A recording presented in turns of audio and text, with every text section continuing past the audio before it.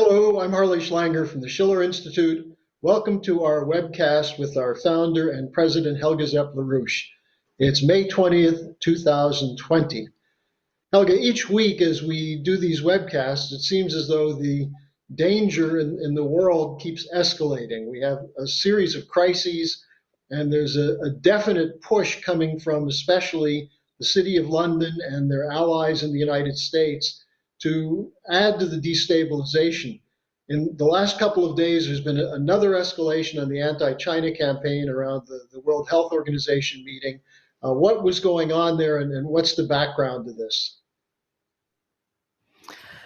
Well, first of all, I think most people, both in the United States as well as in Europe and elsewhere, cannot have helped but noticing that the anti-China tone has become absolutely shrill. If you listen to what people like Navarro and Esper and Tucker Carlson and Pompeo are saying, it's a kind of accusation which is really, if it all would be true, it would be, casus belli. But if it's a lie, it's even more casus belli. So one has to remember that a lot of the anti-China forces, it originated with British intelligence, MI5, MI6. These were the same forces which were focusing for the first 3 years of the Trump administration on Russiagate. All the accusations that Russia manipulated the 2016 election. And if one now looks back, what was coming out of this? What was the matter of it? Nothing. It was all a big lie. What was the ground for the impeachment? The same thing. And it is exactly that same apparatus which is now focusing on the effort to divide China and the United States, because these forces need the kind of geopolitical manipulation in order to keep control. Because if the large powers of the world would work together, then the role of the British diminishes into fairly insignificance. So now, obviously, the pandemic has created a total crisis. It's a health crisis, which is very big. The opening up of the economy, so-called, which is a terrible word to even use, is creating all kinds of dangers. And obviously, there is an effort to get President Trump to go with this whole anti-China campaign. And unfortunately, he signed a letter. It's not clear if he really wrote all of it, which may not be the case, because he has a lot of details in there, which I doubt the president would fill out himself. But he basically wrote a letter to the head of the World Health Organization, Dr. Tedros, at the occasion of the World Health Organization meeting in Geneva, or it's a virtual meeting, in which he basically repeats all of these accusations that China covered up, that they didn't transmit the information in time, that they delayed, that they caused all these economic hardships. And he basically accuses the WHO of having been completely in the pocket of China, and he is demanding that the WHO should prove within 30 days that they are independent of China, or else the US will even leave the WHO altogether, leave alone cutting funds. Now, this is very unfortunate, because he has a lot of, insistences, remarks in there, which are simply factually not true. One of them is that he quotes the British medical journal, The Lancet, that they would have already reported in the beginning of December about the virus and so forth. Now, that is too bad, because immediately the editor of The Lancet refuted it and basically said that they did never publish anything like that, but that their first reporting was on January 24th. So, this is really an Achilles heel of Trump. And one can only say that we really need to point to the geopolitical nature of these lies. I mean, we should remember what Pompeo said about that he worked with the CIA and that they made it sort of a sport to lie, to cheat. And that is obviously what is going on right now. So I think this is very dangerous, because if you accuse another country of such enormous accusations, I mean, this is normally the kind of black propaganda which is being put out in front of wars. And I think it's being noted in China as a very, very serious thing. And I think we should really all try to do our best to undo this.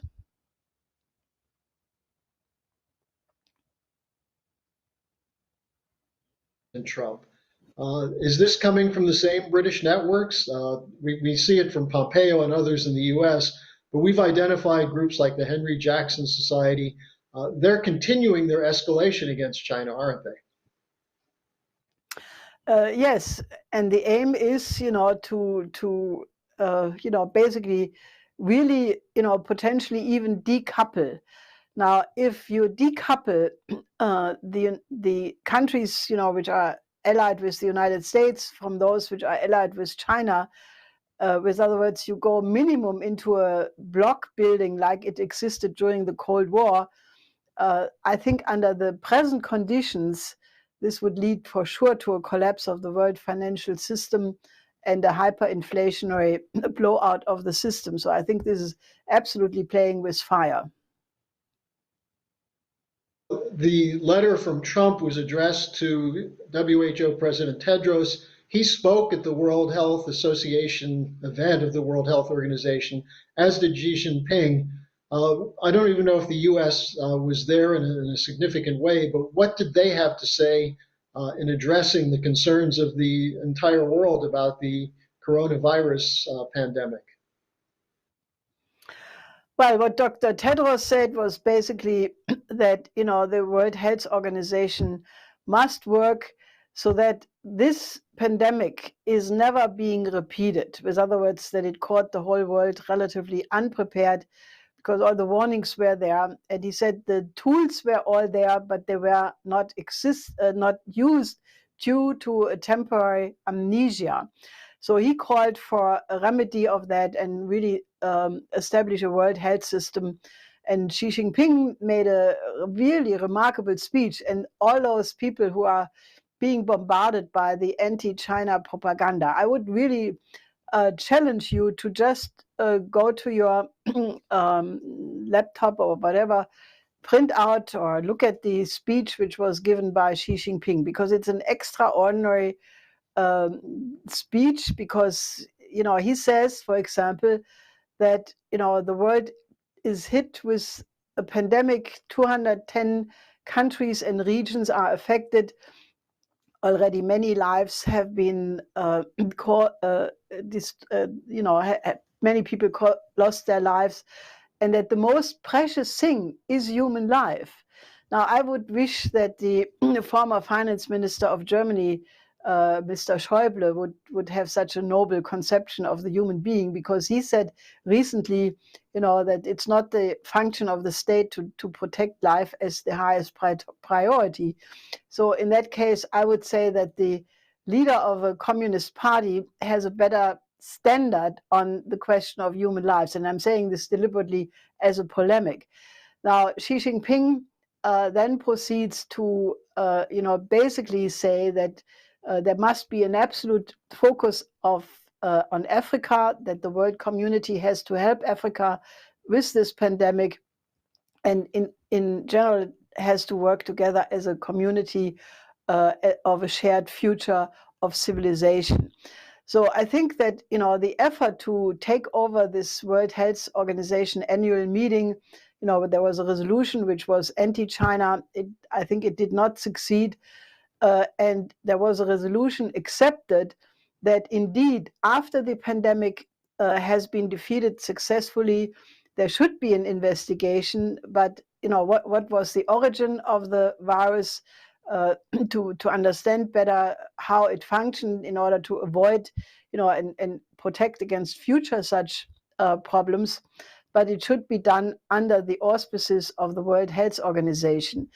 Now, those people who are right now falling into the propaganda that it's all Bill Gates, who is trying to become rich, even richer than he is, by being behind the WHO.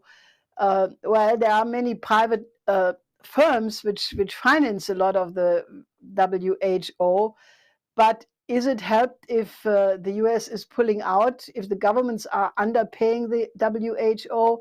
I think the remedy is that the governments take responsibility and supply the World Health Organization with the necessary means, because from everything I have seen, and we studied this from the very beginning because we were extremely attentive to when the first informations from Wuhan came, we compared the notes, what was put out when by the Chinese government, who did not respond, like the German health minister Jens Spahn. He said in January, the virus will never come to Germany. In February, he said, the German health system is perfectly prepared. So we have studied this, as it happened. So a lot of the facts which are in the letter of President Trump to Dr. Tedros are simply factually not true.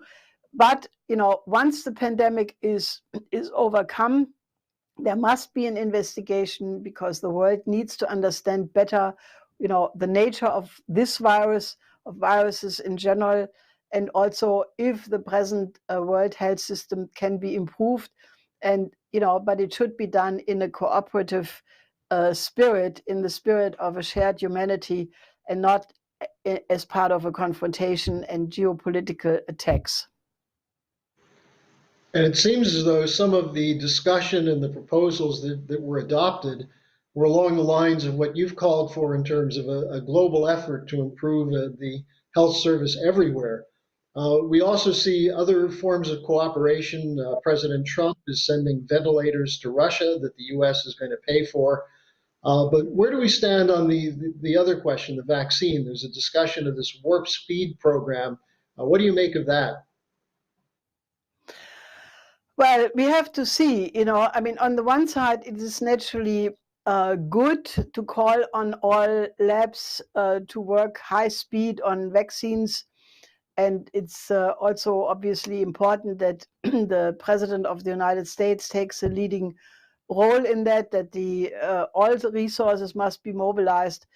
But I would really warn against rushing it, because there are many new labs which have promised vaccines soon. I think a vaccine, especially one which will be used by the entire world population, is something which has to be really tested on the highest standards, and that has to be seen. I think China already has said that they will provide the whole world with that vaccine, and I think there must be a cooperative approach.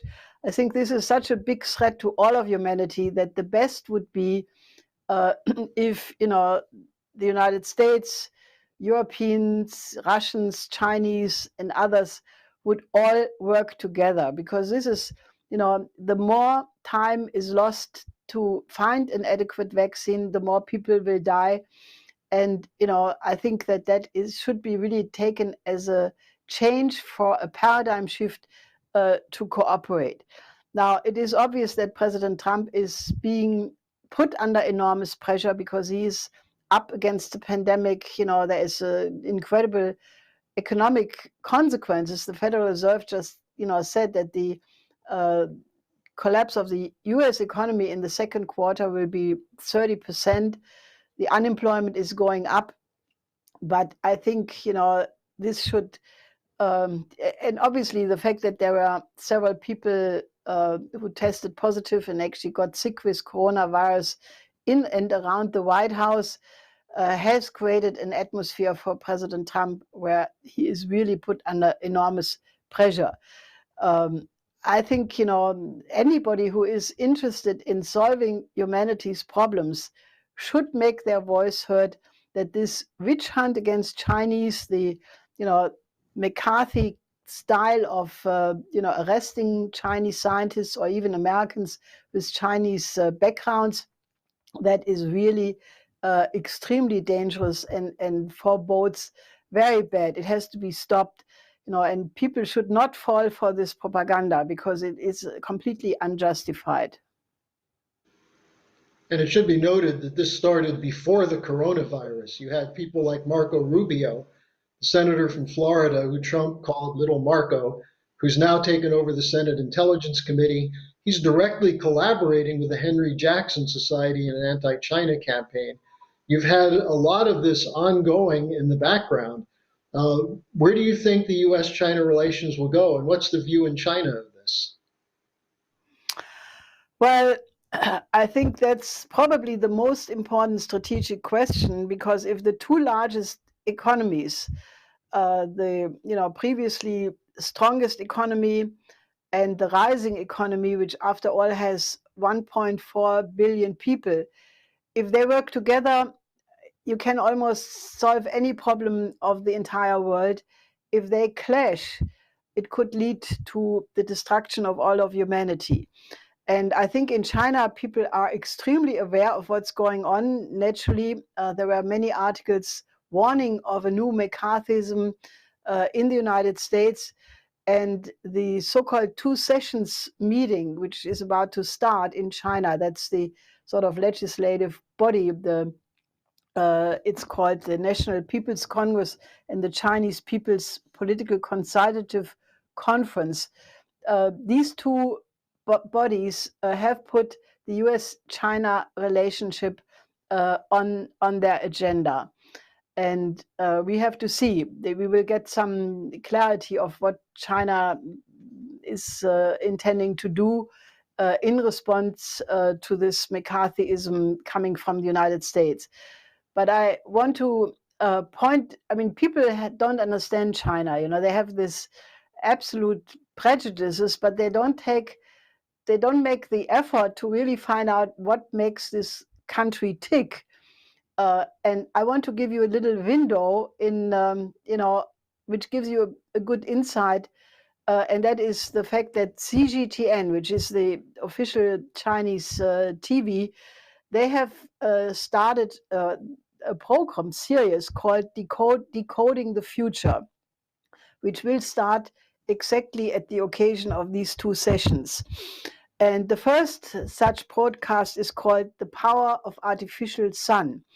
And they are discussing the EAST program. EAST stands for Experimental Advanced Superconducting Tokamak. And it is the Fusion Research Center in Hefei, where they already succeeded about a year ago to confine a plasma in a high temperature of over 100 million degrees Celsius. Now, that is 6 times the heat which exists in the core of the sun. And they were able to confine that plasma for more than 10 seconds, which represents a world record. So China, in terms of fusion research, is right now a world leader. And they're also participating in the ITER program in Cadarache in France, where 34 countries participate. In any case, what they say is that fusion is revolutionary for the very reason that it will, once you can make a breakthrough and have commercial use of fusion power, it will provide energy security not only for 1.4 billion Chinese, but for the whole world for millennia to come.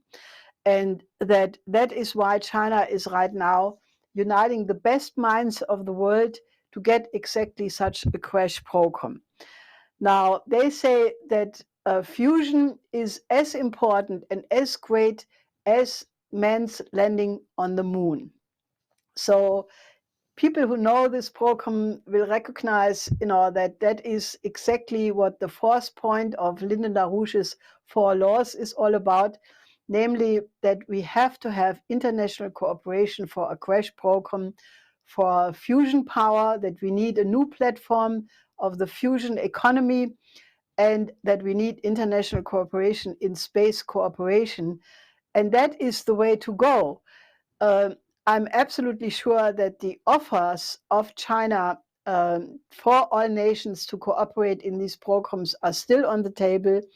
And if we are avoiding a clash which could lead to World War III, it has to be the kind of visionary cooperation for these future, decoding the secrets of the future of the universe and our human civilization, how we will get out of this out of this terrible crisis. I think this is very inspiring, and if people think that this is communist China doing that, well, maybe there is something to this approach which is right. People should not just say communist China. If they're going to get a breakthrough in fusion and they put an absolute priority on that, maybe there is something in their policy which is right. I just want to put this as a question mark.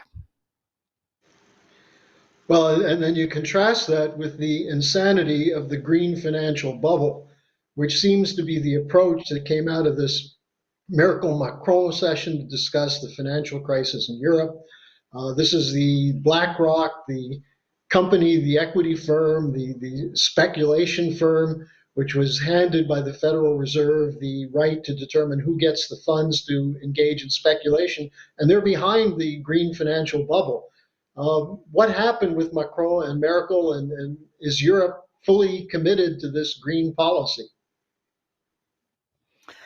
Well, I think this Macron-Merkel, which is this deal, whereby they want to buy 500 billion worth of bonds. This is supposed to be financed by, taking this money from the financial markets. But then it's supposed to be paid back through the EU budget. So it's not really a grant, because if the EU budget is supposed to finance it after 3 years, it will be paid by the taxpayer. So the Southern Europeans, which are all very, very happy and say, "Oh, this is a grant," it's not that. It's basically another effort to keep the banking system afloat. Now, it is opposed by Austria, Holland, Denmark, Sweden, also important layers within the CDU are calling on all CDU members of the Parliament and the European Parliament to, prevent it from happening. So, I don't think it's necessarily agreed that it will go anywhere. But, one should always keep in mind this is happening in the context of the EU Commission having hired who but BlackRock, the largest asset manager in the world, to write a new legislation to integrate the Green Deal with the general EU program.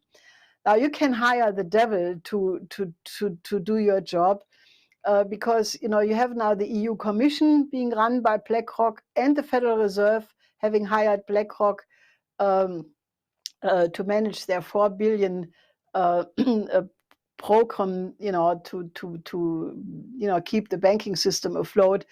So BlackRock is de facto, running the financial policies of the United States and Europe. And it just happens to be that is exactly what was discussed at the Jackson Hole meeting last year, the big banker and central bank meeting, which takes place every year in Jackson Hole in Wyoming.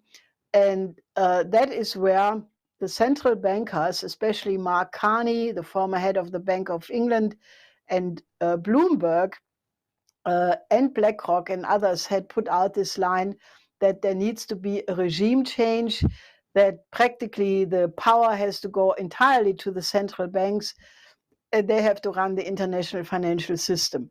So what you see here in action is exactly that.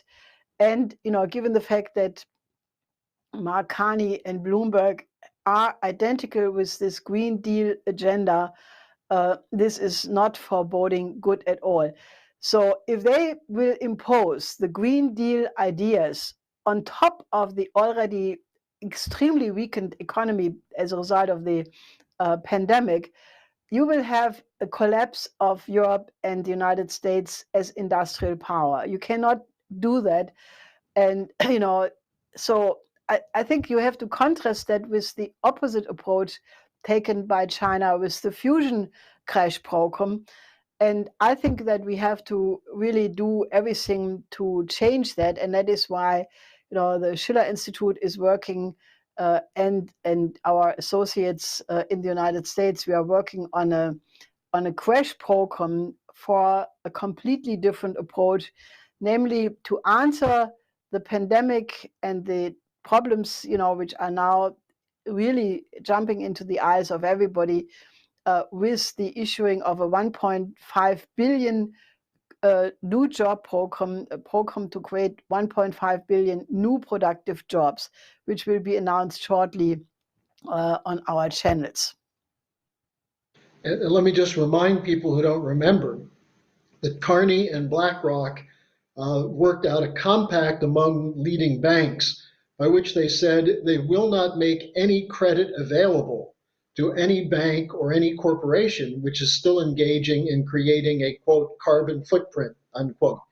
In other words, they're forcing the credit to go into the green financial bubble. Now, Helga, this is in contrast. You talk about the program that we're about to put out, the 1.5 billion jobs, the emphasis on science and research and development investment. That's completely contrasted to the Hamiltonian credit system. And this, I think, is what we have to emphasize, and our supporters have to take the LaRouche Four Laws and especially this idea of the Hamiltonian credit. That would be the complete opposite of this Green New Deal and is the only way to get out of this crisis, isn't it? Yes, I mean, people should just step back, and look at the situation as it is now, becoming obvious as a result of this pandemic. You had the pandemic spreading. There was a lockdown of the economy. The lockdown already affected Europe, some European countries more than others, but also the United States very severely, and it's ongoing. But much, much worse was the effect on the so-called developing countries, which unfortunately are not so developing at all, because it hit what is generally called, in a nefarious way, informal economy. But that is just a PR word for the fact that it's a shadow economy. It's people working from the hand to the mouth, who have no resource, who have no benefits, no social security, no health system. And when they are locked down, they are in danger of dying of starvation within days. And that is exactly the warning which was put out by the head of the World Food Program, David Beasley, who said that the ongoing crisis of agriculture, the collapse of the farm sector in the United States and in Europe, which, these meat packing plants, where people working in slave labor conditions, immigrants, got infected because they have no health conditions. This was shut down. Then the farmers had to euthanize. This is a terrible word to even use for animals. They had to kill tens of millions of hogs, of chickens, bury them instead of processing them for food. This is leading to a collapse of the interruption of the supply chain, while at the same time, as Beasley is warning, we are looking at a famine of a biblical dimension, where the danger is that up to 300,000 people a day could die in the short term of hunger. Now that is completely insane. And that in part is the result of the neoliberal policies which denied development of the developing countries for the last 50 years at least, which is the result of a absolutely profit-oriented system of agriculture under the control of only 5 cartels. This is why, all these labor conditions are so absolutely horrendous. And that has to be changed. We need to go back to family farms. We have to have a parity price for agricultural products. The farmers have to be able to live of their work. we have to double world food production. This is a call I already made in 2008, that the 2.5 to 2.7 billion tons of megatons of food production has to be doubled. If you consider that the world population is increasing and you already have almost 1 billion people not food secure, now being threatened with starvation, 2 billion people, not having clean water. You need to build up agriculture. If you look at the condition of the world, it is now the time to completely reverse that and really industrialize the developing sector.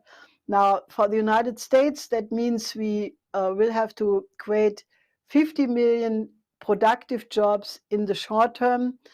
But for the developing countries, we need more than 1 billion jobs, because you will have a lot of young people who either will die or try to migrate to the north, or we will use this incredible crisis to really turn it around and do what Franklin D. Roosevelt intended with the new Bretton Woods system in the beginning, namely that the development of the southern hemisphere of the developing countries has to occur.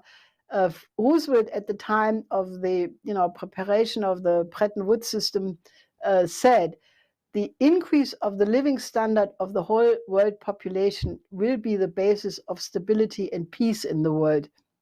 And that is exactly the task we have in front of us. And that is the life work of Lyndon LaRouche, who, after all, for 50 years, worked on development programs for every single part of the world.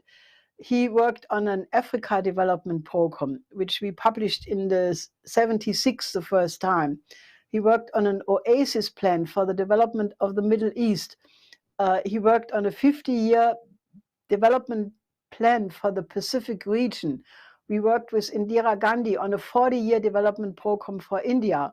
We worked with Lopez Portillo on the Latin American-wide economic and infrastructure integration, naturally a reindustrialization of the United States, and the Eurasian land bridge as a response to the collapse of the Soviet Union.